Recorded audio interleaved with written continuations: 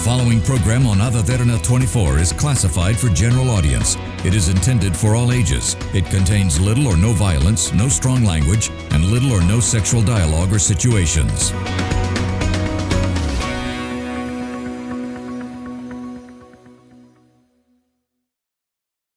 We would like to remind our viewers that the views expressed in this program by our participating guests are solely viewpoints of them who take part, and does not reflect the views and beliefs of the Derana Media Network.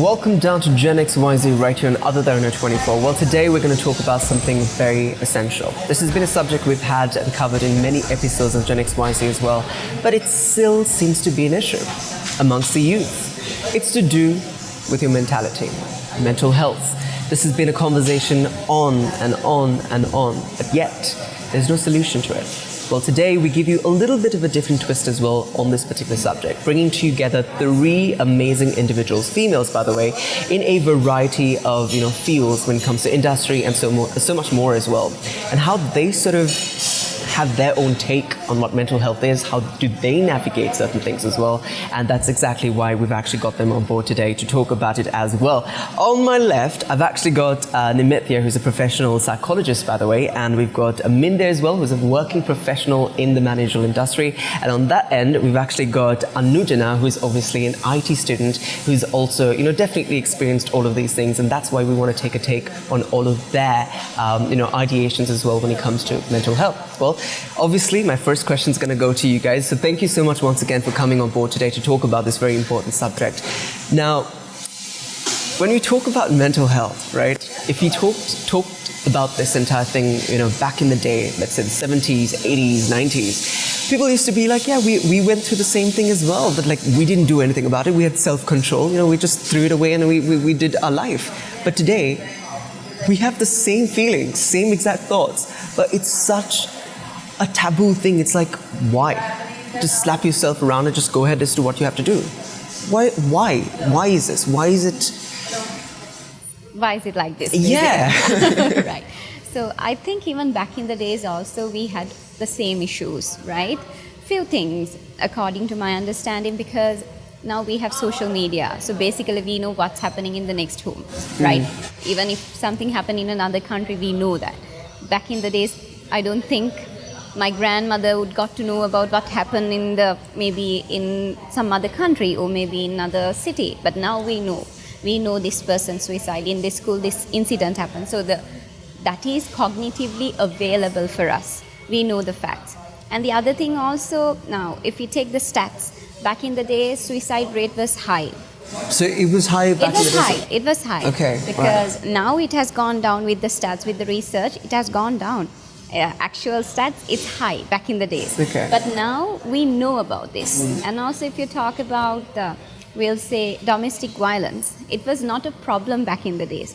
So our parents or maybe the grandmothers thought, oh, I have to bear it. That's the family context. It's my husband, it's okay.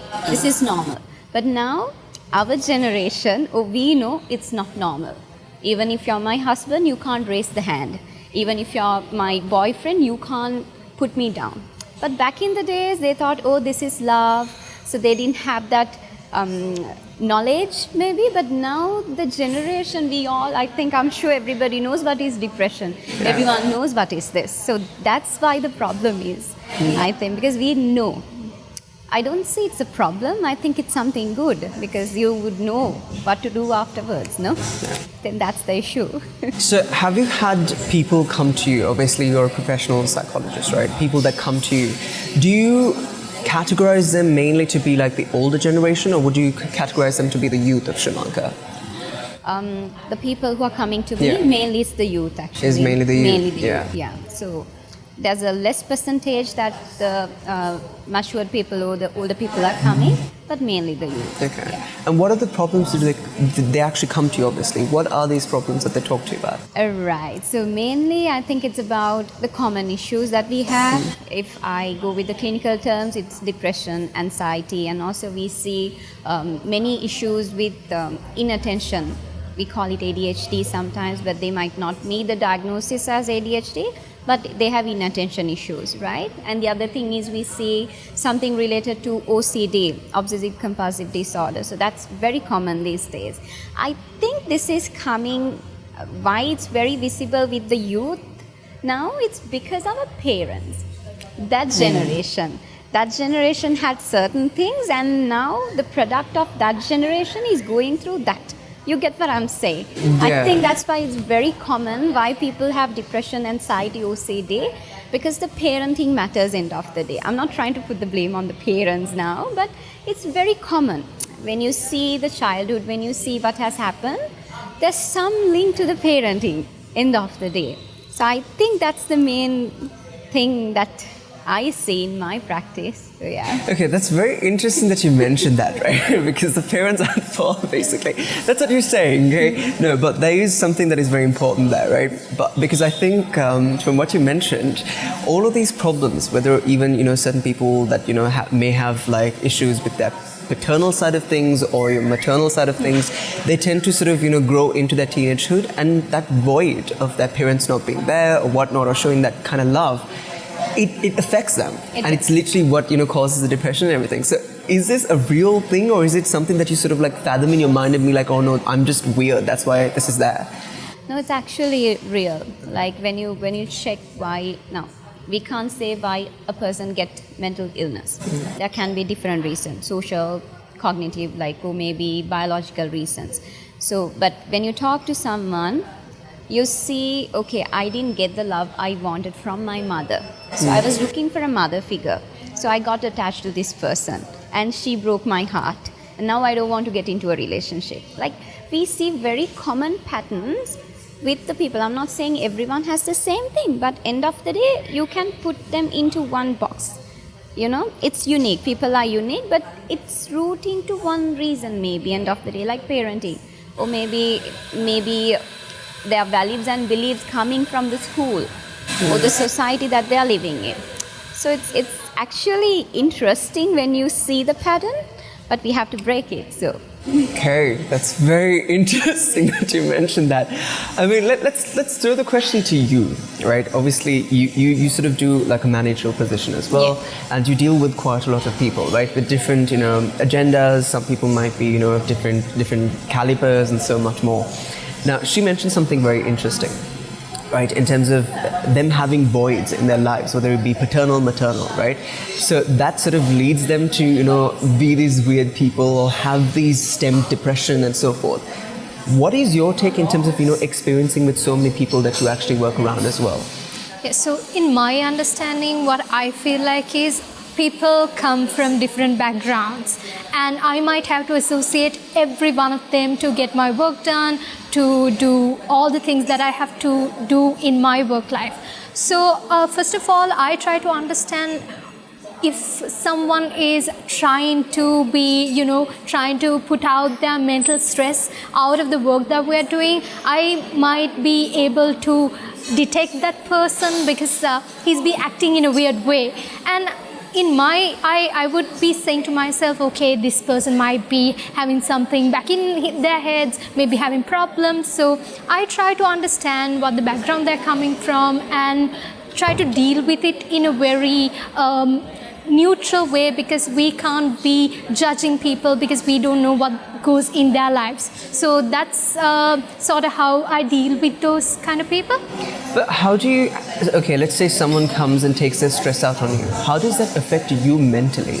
Yes, so I'm a very fragile person, I would say, because if someone comes to me and scream at me for no reason, I would be feeling so down. But then the next thought of what I would have in my mind would be, okay, maybe he or she might be going through something. So I might be able to hold up my consciousness and understand what's really going on here. And okay, this is just one moment. I would be able to move past it and get my own work done. If you, okay, let's say I come and scream at you. I literally come and scream at you. I have no reason. I'm just doing it out of pleasure, maybe. Let's just say it that way, right? And then it's going to break you. It's going to hurt you. Let's say it's early in the morning as well. How would you sort of like give yourself a backing? Do you need help when it comes to, you know, your mentality as well? Do you need a partner? Do you need someone that's a friend to say, hey, this happened, I want to talk about it? Does that help, conversing what you feel? Yes, definitely. That would be the main thing or the important thing in my life when I face something like that. Because first thing I would go to my parents or to my partner. It's either one of them or my friends.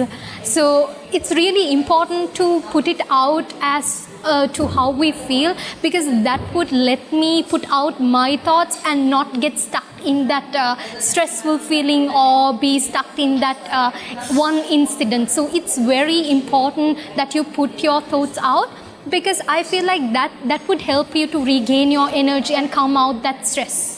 Okay, so you're basically saying what has helped you in the long run is Yes. basically to speak about it. Yes, exactly. And it doesn't matter, you just need some, 2 ears to just listen to you, and that has helped you recover. That's amazing. Well, is this true though?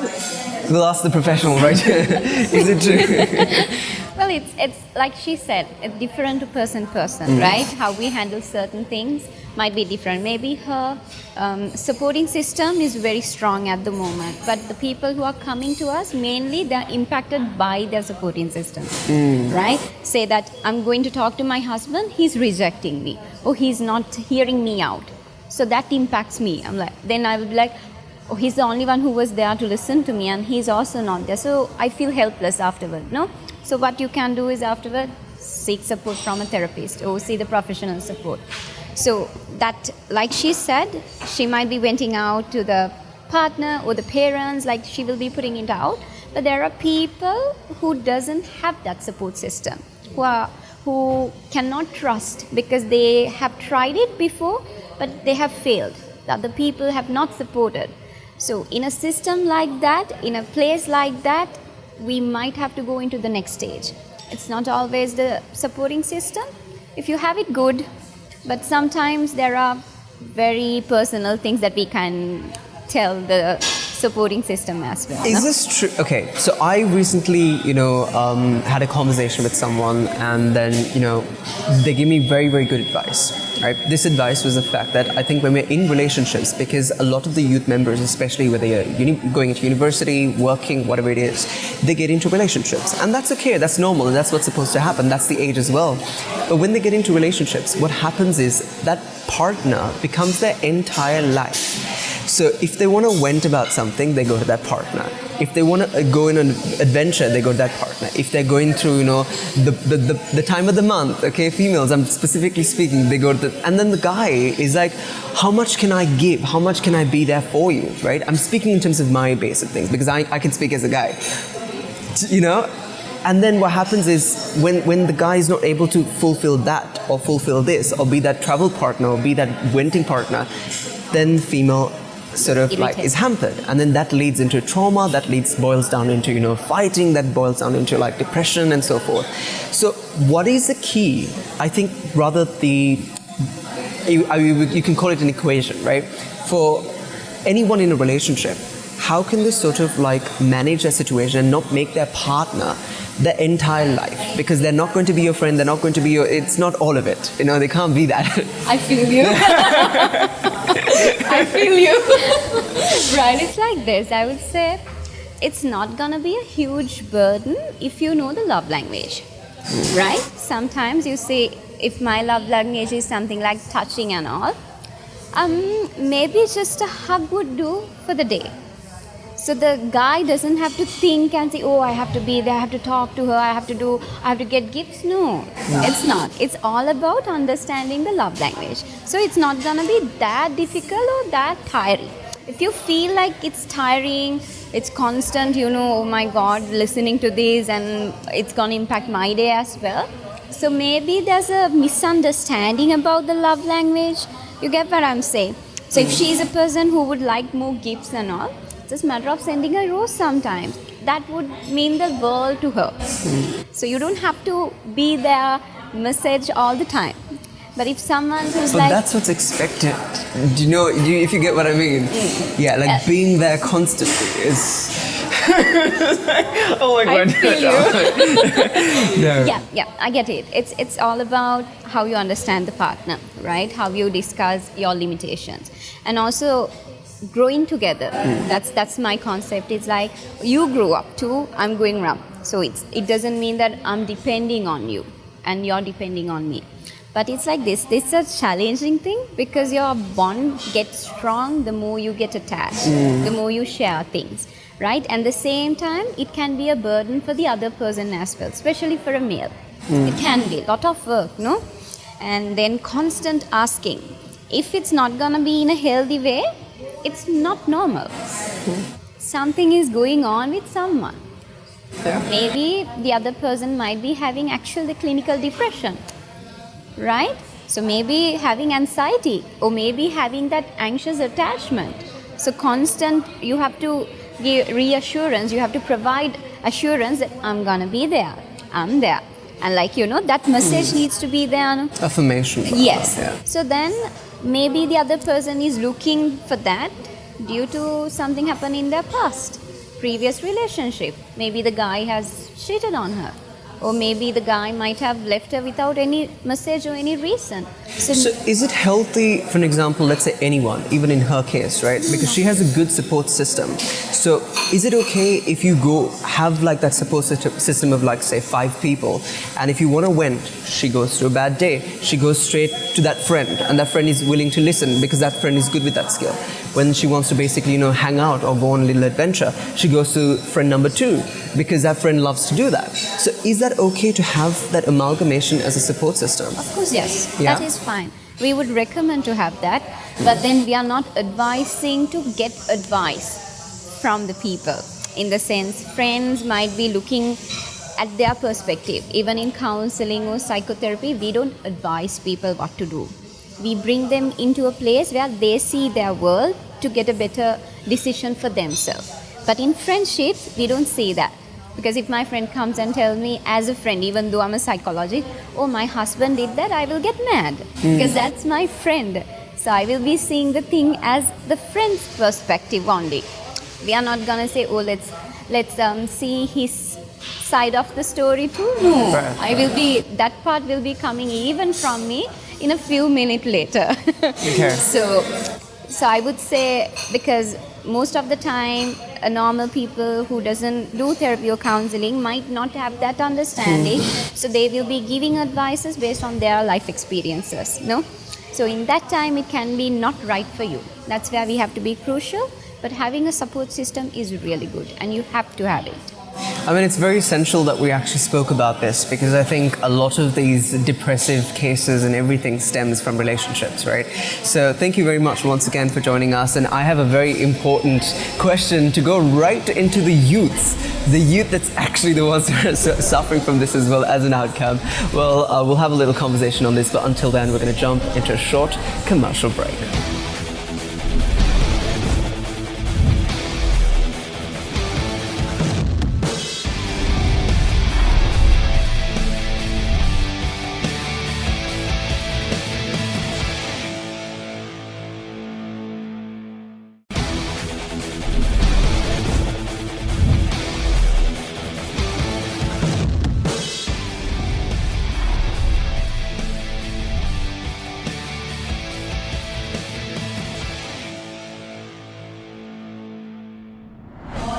Welcome back to Gen XYZ, where we're in conversation about mental health. Well, we've actually got a variety of individuals. We're talking about a professional individual who's a psychologist. We're also talking about a student, and we're also talking about a person that is in the managerial industry, right? We wanted to do this and primarily take it in terms of females because we wanted to get their perspective of what mental health is and how they navigate it. And speaking about this, we spoke about relationships, that being the main culprit to many youth members, especially females, committing suicides, because they can't cope with, their partner that they want to give their entire life to cheating on them. Their partner who is going through a certain wavelength, and then they end up, okay, this is not the partner. My life is the end. I need to just, call off for the worst of things in life, which is basically cutting the cord in life. And this is the problem in Sri Lanka. This is the problem in South Asia. This is the problem with our youth, and that's exactly why we're talking about this as well. Well, for that, we've actually got the opinion of a professional working individual, and we also got a professional, an input from a psychologist. But now we have the youth member, who is basically, the one that is actually going through all of this as well. So thank you so much for doing this with us. Now, you will be representing the female base of things, right? Because you go to university, you experience a variety of people coming in from different parts of Sri Lanka as well.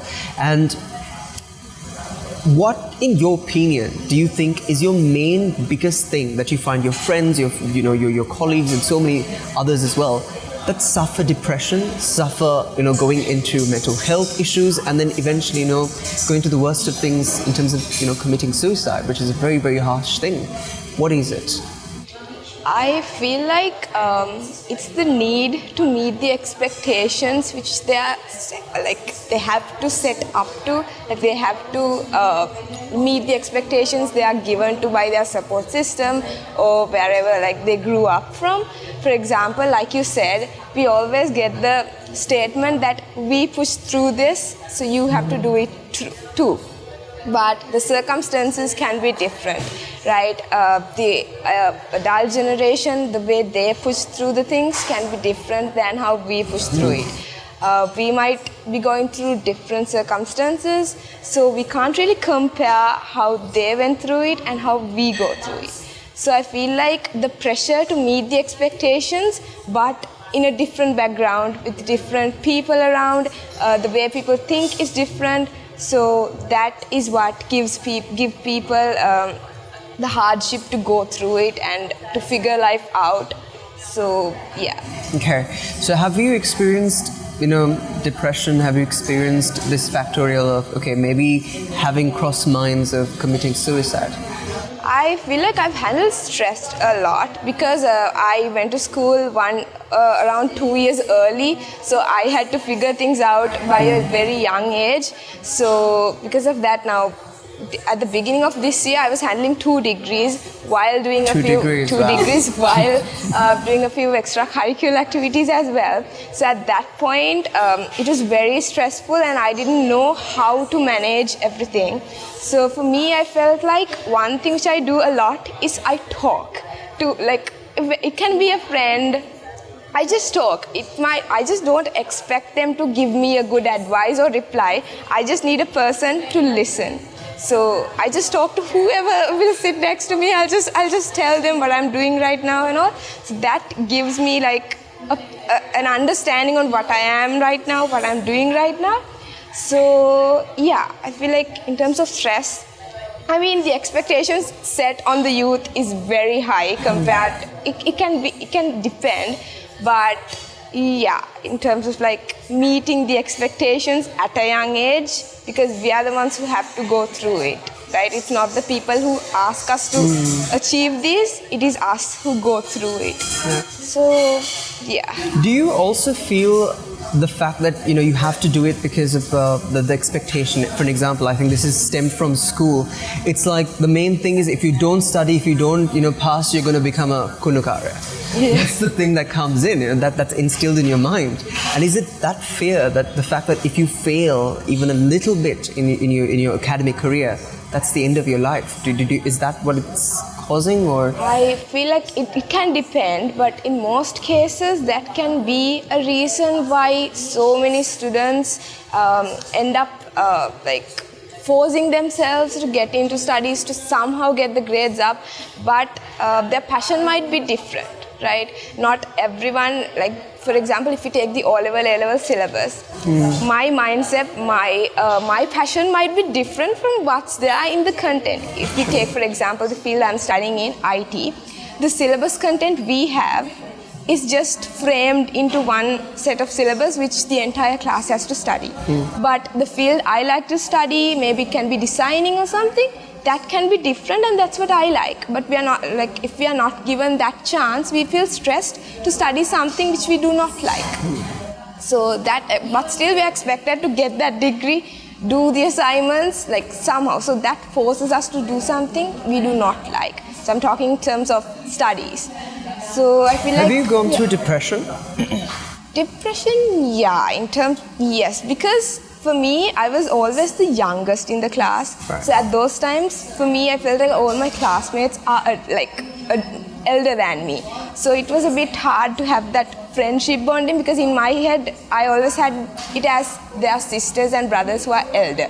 Like the connection. Did you feel like you were alone because of this whole thing? Yeah. It's like I felt small because everyone else was elder than me. I didn't know how to. For me, like for example, it's like going and talking to an adult. We don't really have that vibe we have with a friend, with an adult, right? So at those times, it was a bit hard to handle. Yeah. But eventually I grew out of it. But there are times which I could like go back and give my younger self a hug and let her know that it will be okay.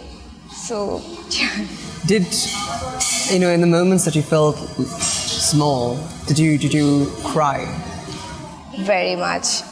So one thing I always believe in is that when we were small, we are asked to say it's okay if someone says sorry. But what if a person is really hurting you and it hurts, and we are still supposed to say it's okay if that person comes and says sorry? We are just trained to say it's okay and forgive them. Yes, we should, but is it okay to let a certain person, maybe a friend, a partner, treat us the same way and we just forgive them saying it's okay, I accept your apology? So that has affected me a lot in terms of friendships.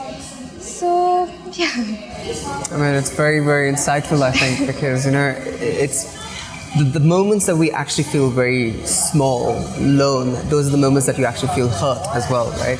So thank you so much for your input, and I'm going to cross paths this way, because now she mentioned certain things in terms of feeling alone, the moments that you feel hurt. I think hurt is the main thing that leads to depression. Hurt is the main thing that leads to, you trying to commit suicide and so much more. Have you gone through this sentiment of hurt, and have you sort of come to the idea of, that's it, I can't take it anymore, I don't want to do life anymore, I want to put an end to it? Have you come across that?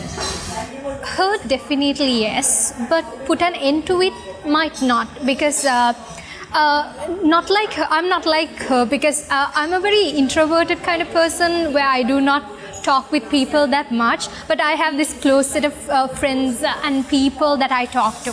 So my take on this would be, even if I get hurt, I would go to someone that I can express myself to. I might also not be waiting for them to advise me. I just want to put it out, but I would not go to everyone also.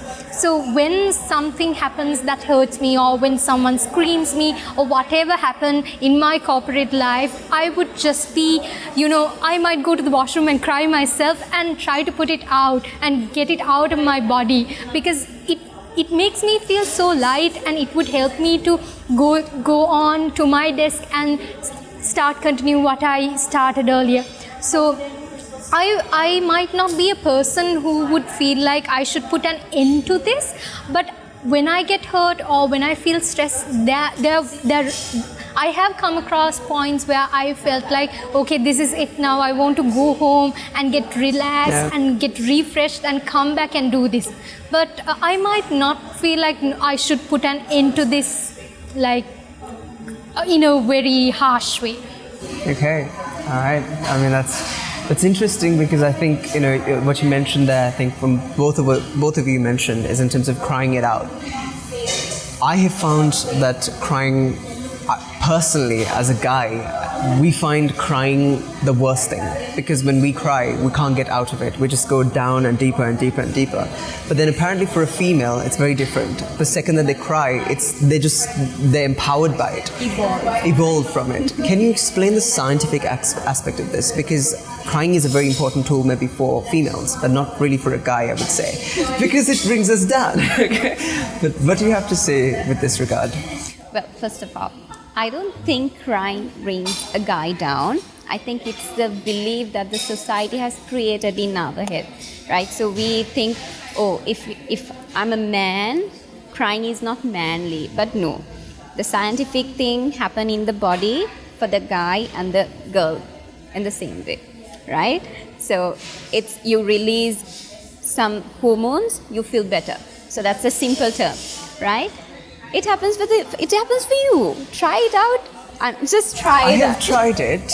I've actually tried it. Right. But it just brings me lower and down and down and down.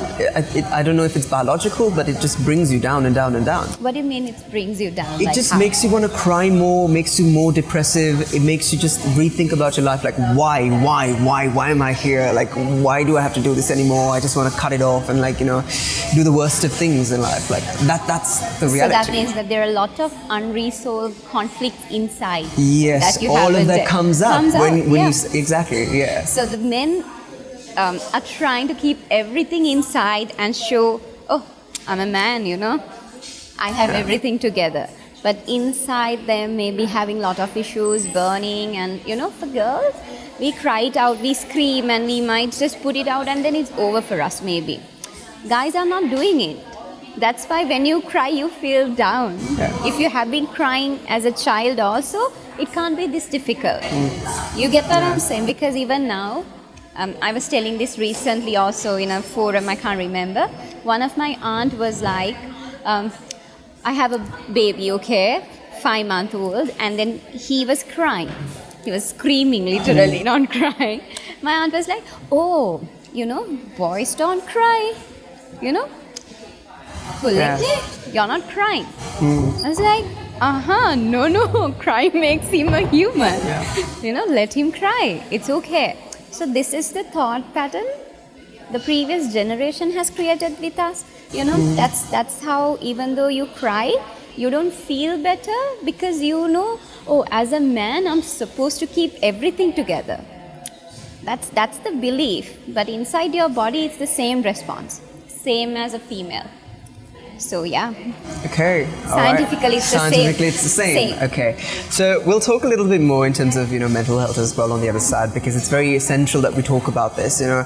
And we're getting a little bit of a variety when it comes to females' edition of what mental health is, and it's a very important thing, by the way, because it has affected us all. We're not talking about, you know, we're talking about adolescents, we're talking about the youth mainly right now that's affected by this, and you know, we lose so many people as well in this journey. But we'll talk a little bit more on the other side about some incidences that took place in Sri Lanka with pertainance to exactly what this is, depression and whatnot, right after a short commercial break.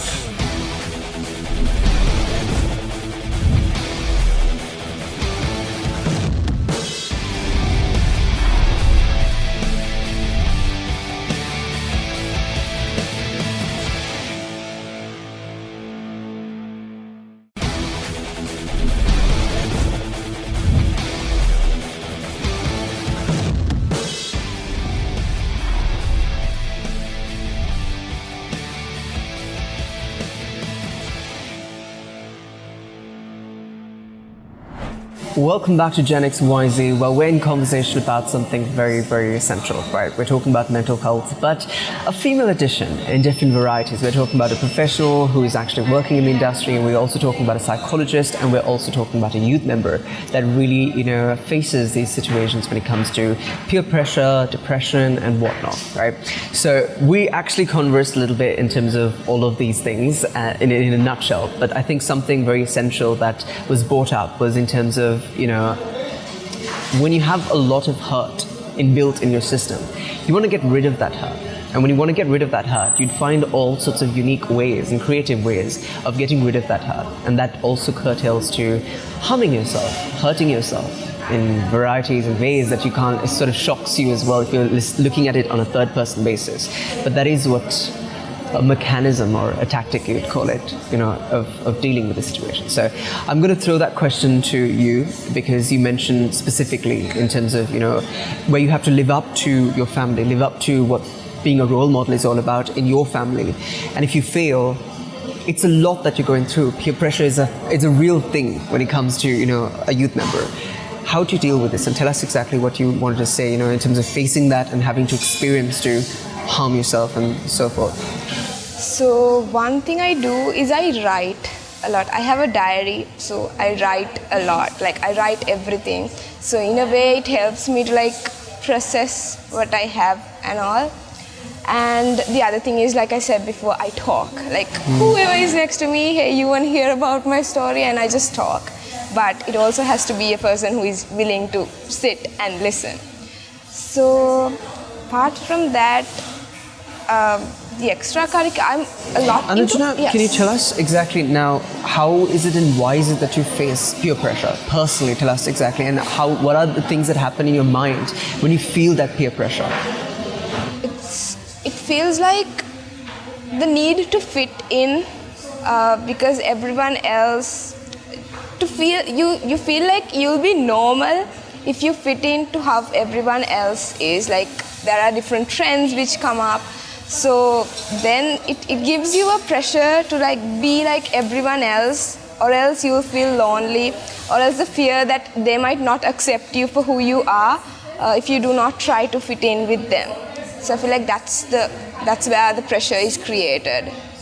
And then have you, like, when you can't cope with it, what are the extents that you've personally, undergone or tried or thought about? Let's say thought about. For me, so I've gone silent. Like I'm a person who talks, but then when I go silent, that's a big change in my life. So for me, it's a big change. So in a way, that has helped me to like realize, okay, what's happening, and then I have listed down what needs to be done, the priorities, and like I said, I focus my mind on different things, like to forget what it is, maybe swimming, I draw, so a painting or something. So in that way, I just try not to focus on it, and I just believe that time will resolve things. And yeah. So in cases like that, right, because she can actually like be silent, her light is dimmed, but she can be silent and she can sort of realize, okay, maybe this is the way I need to work around and whatnot. There's a lot of people that don't know to do that. What are the tactics you have to tell them in terms of when they find themselves in these situations of peer pressure, feeling alone, feeling hurt, feeling depressed? What are the tactics you can personally tell them or suggest to sort of get out of it and not go to the extreme of, committing suicide or whatnot? Right. So it's like this. It's different to person because we have extroverted, introverted people, right? So what we would suggest is, if you are a person who would like to write, please take a piece of paper, take a pencil or a pen, just write it out. That helps. That helps you because it has an impact to your brain coordination, and you can think it through. And the other thing is, like she mentioned, talk to someone. Even it's okay to maybe just let one or two words out. Maybe you're not ready to tell the whole story, but at least one or two things that would help you as well. And also, now I see a pattern when I ask a question from the teenagers, what are your hobbies? Oh, I don't have any. I have been studying, I have been focusing on the sport, but no hobbies. So you have to have a hobby. Back in the days, it was something mandatory for us to write an essay on the hobby. Collecting stamps was the main thing for everyone back in the days, right? So everyone used to collect stamps. So right now, people don't have time to do the hobbies or go through hobbies, no. So they remember these things when they are going through something only. So the balance of that life is not there. That's the main reason why we are here. So from the beginning, if we can maintain it, we don't have to go into extent like suicidal or maybe depression. We don't have, because we have a balance. Yeah. Socially, spiritually, and then psychologically, and then physically. All of these areas needs to be balanced. So if you are going for a jog, I normally recommend 30 minutes workout for every people who are coming to me, because it impacts your brain. Sweating impacts your brain positively. So we don't do it. I don't see the younger generation has a time to do it, because they have tuition classes, they have competition, they have like he said, life. 2 degrees. Yeah. I mean, like, what? Right? So the pressure, because there's a competition outside, you have to get into this. If not, you feel like I'm a failure. So we are not ready to accept ourselves first as who we are, if I personally, if I didn't accept myself as who I am, I will not be here. I would have working in an international bank still, right? So I identified the potential, I moved out.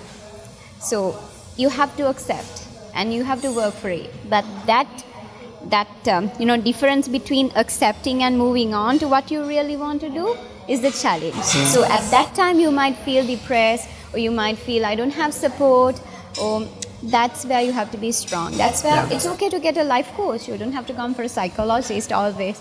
Talk to a life coach. See what's going on. You can change your life, right?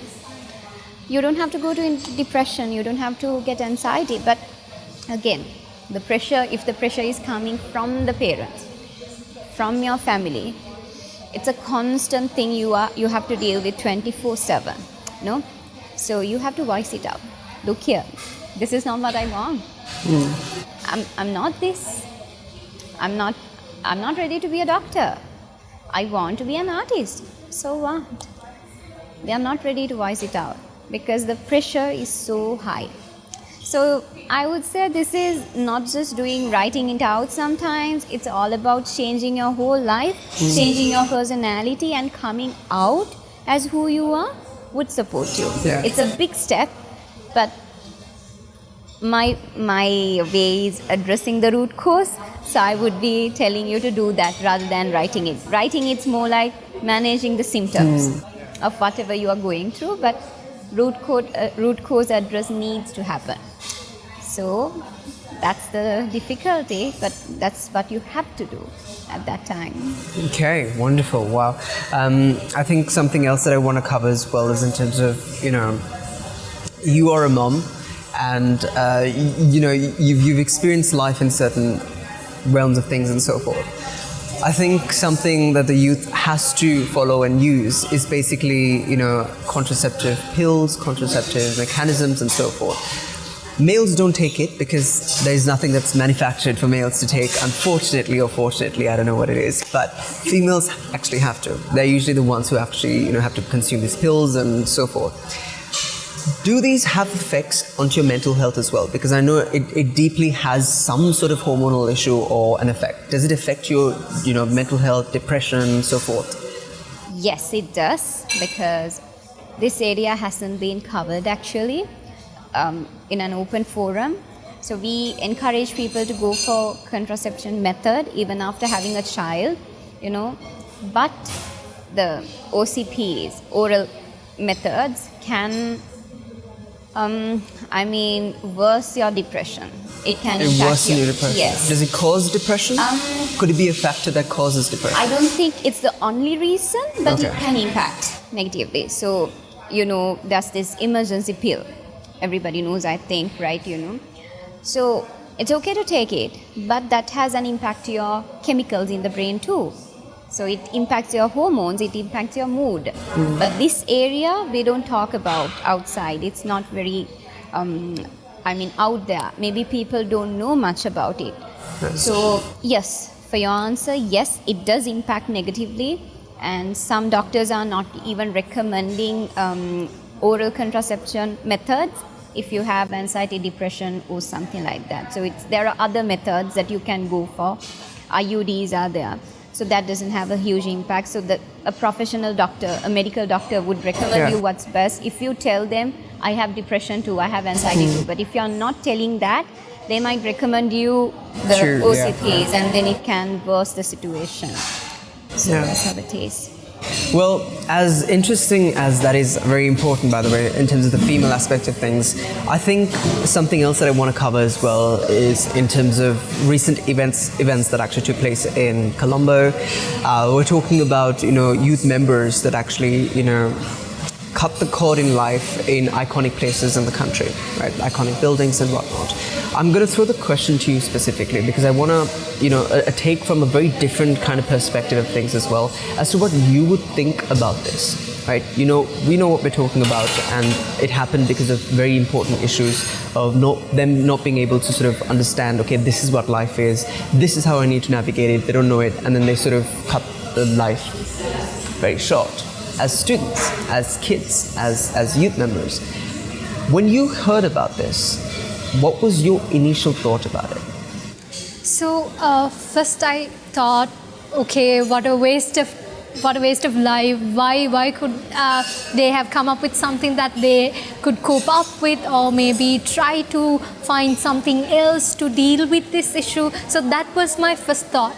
But when I start thinking about this further, why are they going through that and all, then I tried to kind of justify what they did, because we might not be feeling what they are feeling, what they were feeling right at that moment. So I was like, okay, maybe they were going through something that I can't even understand, I can't even realize. So in my take on this would be, okay, you can try out something different to get out of that hurt or the pressure or the depression that you are feeling right now, but it could be subjective. I might be fine with maybe doing some sports or running, and I could heal myself, but for that person it might not be the same. So trying out different activities or hobbies, or maybe talking to another person, would help you heal yourself and get out of that anger, hurt or depression that you are feeling right now. All right, that's wonderful. I think the very common denominator here is in terms of the mechanism to really, sort of evade from all of these depressive thoughts and depressive nonsense that we go through, as humans, to be honest. And that's a part of being human as well, is basically talk, express. That is the main aspect of things, right? So thank you once again, all three of you, for really, coming on board today and having this conversation. I think it was a very fresh take for me as well, as females' opinion about how they navigate mental health as well. So thank you very much, and all the very best with 2 degrees that you're doing. And if you need psychological help, well, she's the one that's going to help you. No, but honestly, thank you so much. And before we end, we usually do this thing where we ask one word that you would actually say to the youth that's watching it right now that could prevent them from undergoing this mental aspect of things that would be negative, and to have that healthy mindset, healthy mentality. What's that one word that you tell them? That you are strong. Person, you are strong. Yeah. To believe in yourself, you are strong. You are strong. I love it. And what's yours? I would say hurt people hurt people. Hurt people hurt people. Hurt people are the ones who hurt other people. If you have that in your head, you would not get affected. You will never get impacted. Wow, that's very, very deep. Thank you so much. And what's yours? I would say it's okay not to be okay. You can ask for help. All right, wonderful. Very powerful sentiments as well, and very powerful words. Well, thank you once again for doing this with us. And in case you are definitely impacted by this, well, guess what? We've got another one as well. We'll keep talking about these subjects right here on Gen XYZ, because we want to talk to you, the youth members that are going through these things on a daily life as well. Well, with that, we'll be back with a different episode, but don't forget, you can definitely send in your feedback on feedback.ad24english@derana.lk, or you can also text us on our WhatsApp lines on 076 805 7933 are the numbers. And until then, in case you're wondering where we are today, well, we're hosted at Blooming Breakfast. Now, this is a 24-hour service, by the way, at a cafe located at the heart of Colombo at Arcadia. So definitely come by and enjoy exactly what they've got for you. Great food, great coffee. I come here all the time at 3 a.m. in the morning. We do our productions and everything. We come here and we really enjoy, what they've got for you as well. So in case you're, having a late nighter, if you definitely want to come, have some really good food, breakfast, 24/7, this is the place. And this is once again, Blooming Breakfast. Thank you very much for hosting us on Gen XYZ. But with that, see you on a different episode. In between the dancing lights, be mine,